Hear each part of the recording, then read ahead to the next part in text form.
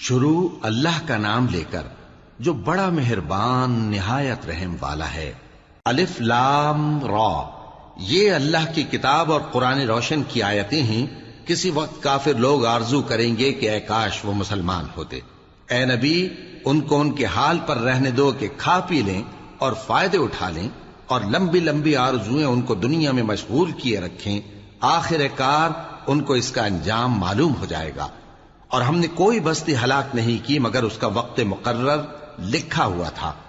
کوئی امت اپنی مدت مقررہ سے نہ آگے نکل سکتی ہے اور نہ پیچھے رہ سکتی ہے۔ اور کفار کہتے ہیں کہ اے شخص جس پر نصیحت کی کتاب نازل ہوئی ہے، تو دیوانہ ہے۔ اگر تو سچا ہے تو ہمارے پاس فرشتوں کو کیوں نہیں لے آتا؟ کہہ دو ہم فرشتوں کو نازل نہیں کیا کرتے مگر حق کے ساتھ، اور اس وقت ان کو مہلت نہیں ملے گی۔ بے شک یہ کتاب نصیحت ہم ہی نے اتاری ہے، اور یقیناً ہم اس کے نگہبان ہیں۔ اور ہم نے تم سے پہلے کے مختلف گروہوں میں بھی پیغمبر بھیجے تھے، اور ان کے پاس کوئی پیغمبر نہیں آتا تھا مگر وہ اس کے ساتھ ہنسی کرتے تھے۔ اسی طرح ہم اس گستاخی کو گناہگاروں کے دلوں میں ڈالے رکھتے ہیں، سو وہ اس پر ایمان نہیں لاتے۔ اور پہلے لوگوں کی روش بھی یہی رہی ہے۔ اور اگر ہم آسمان کا کوئی دروازہ ان پر کھول دیں اور وہ اس میں چڑھنے بھی لگیں تو بھی وہ یہی کہیں کہ ہماری آنکھیں باندھ دی گئی ہیں، بلکہ ہم پر جادو کر دیا گیا ہے۔ اور ہم نے آسمان میں برج بنائے ہیں اور دیکھنے والوں کے لیے اس کو سجا دیا ہے، اور ہر شیطان مردود سے اسے محفوظ کر دیا ہے۔ ہاں، اگر کوئی چوری سے سننا چاہے تو ایک روشن انگارہ اس کے پیچھے لپکتا ہے، اور زمین کو ہم نے پھیلایا اور اس میں پہاڑ بنا کر رکھ دیے، اور اس میں ہر ایک چیز اندازے سے اگائی۔ اور ہم نے تمہارے لیے اور ان لوگوں کے لیے جن کو تم روزی نہیں دیتے اس میں معاش کے سامان پیدا کیے، اور ہمارے ہاں ہر چیز کے خزانے ہیں، اور ہم اس کو بمقدار مناسب اتارتے رہتے ہیں۔ اور ہم ہوائیں چلاتے ہیں جو پانی سے بھری ہوئی ہوتی ہیں، سو ہم آسمان سے مے برساتے ہیں، پھر ہم تم کو اس کا پانی پلاتے ہیں، اور تم تو اس کا خزانہ نہیں رکھتے۔ اور یقیناً ہم ہی حیات بخشتے اور ہم ہی موت دیتے ہیں، اور ہم ہی سب کے وارث ہوں گے۔ اور جو لوگ تم میں پہلے گزر چکے ہیں ہم کو معلوم ہے، اور جو پیچھے آنے والے ہیں وہ بھی ہم کو معلوم ہے۔ اور تمہارا پروردگار قیامت کے دن ان سب کو جمع کرے گا، وہ بڑا دانا ہے، خبردار ہے۔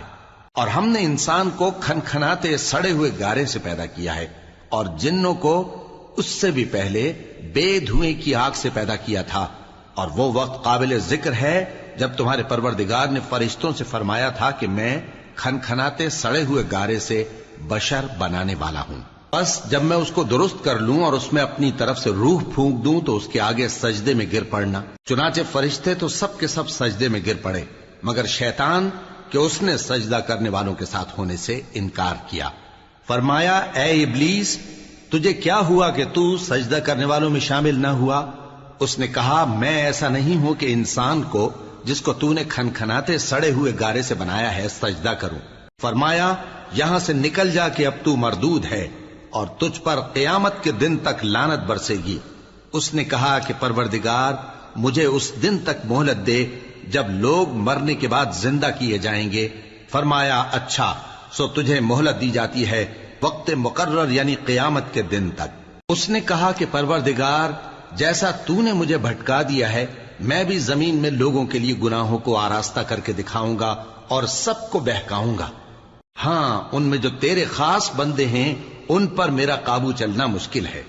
فرمایا کہ مجھ تک پہنچنے کا یہی سیدھا رستہ ہے، جو میرے خاص بندے ہیں ان پر تجھے کچھ قدرت نہیں کہ ان کو گناہ میں ڈال سکے۔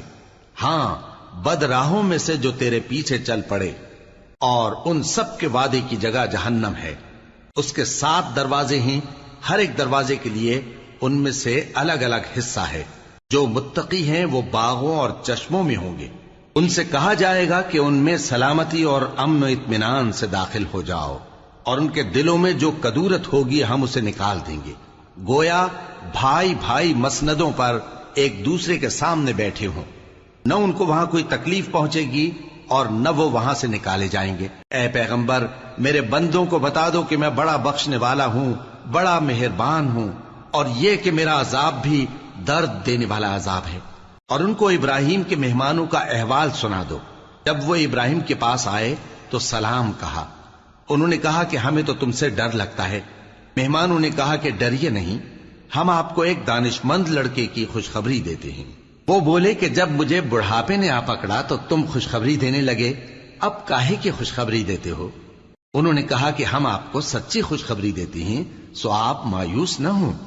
ابراہیم نے کہا کہ اللہ کی رحمت سے مایوس ہونا تو گمراہوں کا کام ہے۔ پھر کہنے لگے کہ فرشتوں، تمہارا اصل کام کیا ہے؟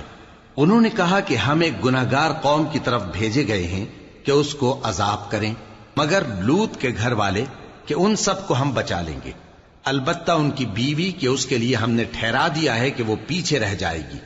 پھر جب فرشتے لوط کے گھر آئے تو انہوں نے کہا کہ تم تو ناآشنا سے لوگ ہو۔ وہ بولے کہ نہیں، بلکہ ہم آپ کے پاس وہ چیز لے کر آئے ہیں جس میں لوگ شک کرتے تھے، اور ہم آپ کے پاس یقینی بات لے کر آئے ہیں اور ہم سچ کہتے ہیں۔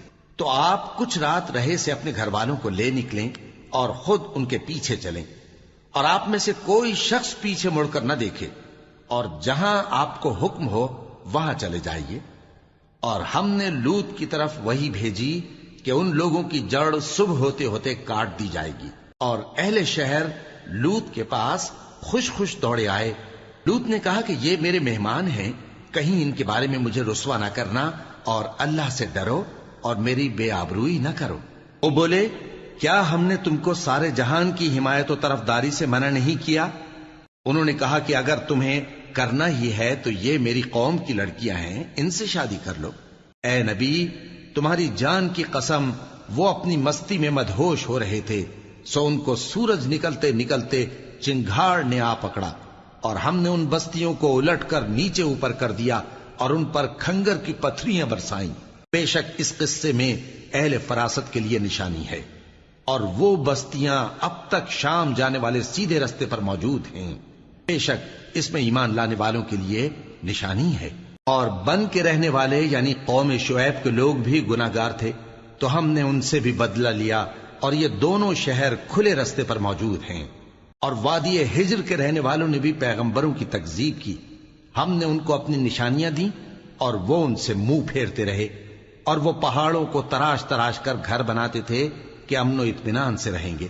آخر زوردار آواز نے ان کو صبح ہوتے ہوتے آ پکڑا، اور جو کام وہ کرتے تھے وہ ان کے کچھ بھی کام نہ آئے۔ اور ہم نے آسمانوں اور زمین کو اور جو مخلوقات ان میں ہے سب کو تدبیر کے ساتھ پیدا کیا ہے، اور قیامت تو ضرور آ کر رہے گی، تو تم ان لوگوں سے اچھی طرح سے درگزر کرو۔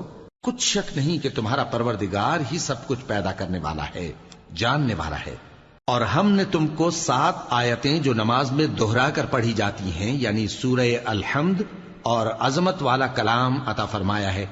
ہم نے کفار کی کئی جماعتوں کو جن کو فوائد دنیاوی سے نوازا ہے، تم ان کی طرف رغبت سے آنکھ اٹھا کر نہ دیکھنا، اور نہ ان کے حال پر رنج و غم کرنا، اور مومنوں کے ساتھ تواضع سے پیش آنا، اور کہہ دو کہ میں تو اعلانیہ ڈر سنانے والا ہوں، اور ہم ان کفار پر اسی طرح عذاب نازل کریں گے جس طرح ان لوگوں پر نازل کیا جنہوں نے تقسیم کر دیا، یعنی قرآن کو کچھ ماننے اور کچھ نہ ماننے سے ٹکڑے ٹکڑے کر ڈالا۔ سو تمہارے پروردگار کی قسم، ہم ان سے ضرور پرسش کریں گے ان کاموں کی جو وہ کرتے رہے۔ پس جو حکم تم کو اللہ کی طرف سے ملا ہے وہ لوگوں کو بے دھڑک سنا دو، اور مشرکوں کا ذرا خیال نہ کرو۔